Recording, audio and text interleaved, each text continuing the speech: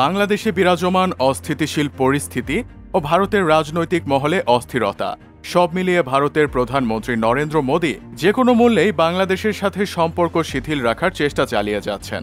এর ধারাবাহিকতায় গত ২৭ আগস্ট মার্কিন প্রেসিডেন্ট জো বাইডেন ও ভারতের প্রধানমন্ত্রী নরেন্দ্র মোদী বিভিন্ন পরিস্থিতি নিয়ে ফোনালাপ করেন। তবে দুই পক্ষের ফোনালাপের বক্তব্য নিয়ে ভিন্ন ভিন্ন তথ্য সামনে আসায় হঠাৎ করেই পরিস্থিতি জটিল হয়ে পড়ে। ভারতীয় গণমাধ্যম এনডিটিভি মোদি বাইডেনের ফোনালাপ সম্পর্কে নিশ্চিত হয়ে জানিয়েছেন যে উক্ত কথোপকথনে বাংলাদেশের মানুষের নিরাপত্তা এবং গণতন্ত্রের ভবিষ্যৎ নিয়ে কথা হয়েছিল। হোয়াইট হাউসের জাতীয় নিরাপত্তা উপদেষ্টা জন কির্বির বরাত দিয়ে বৃহস্পতিবার সংবাদ মাধ্যমটি এই তথ্য জানায়।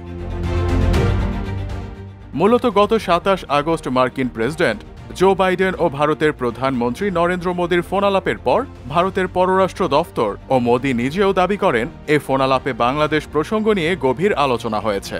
তবে এর একদিন পর হোয়াইট হাউস জানায় তাদের প্রচারিত বিবৃতিতে বাংলাদেশ প্রসঙ্গ উল্লেখ ছিল না। এমন পরিস্থিতিতে প্রকৃত মন্তব্য নিয়ে ধোঁয়াশা তৈরি হয়। অবশ্য ৩১ আগস্ট ভারতের পররাষ্ট্র দফতরের মুখপাত্র রণধীর জয়সওয়াল দাবি করেন বাংলাদেশের সাম্প্রতিক রাজনৈতিক পট পরিবর্তন নিয়ে দুই দেশের নেতার মধ্যে বিস্তারিত আলোচনা হয়েছে। তবে এবার ভারতীয় গণমাধ্যম এনডিটিভি বরাতে আসল তথ্য সামনে এলো। সংবাদ মাধ্যমটির দাবি ৪ সেপ্টেম্বর বুধবার এক সংবাদ সম্মেলনে জন কির্বি জানান টেলিফোনে আলাপকালে প্রেসিডেন্ট বাইডেন ও প্রধানমন্ত্রী মোদী বাংলাদেশে চলমান ঘটনা নিয়ে উদ্বেগ প্রকাশ করেছেন।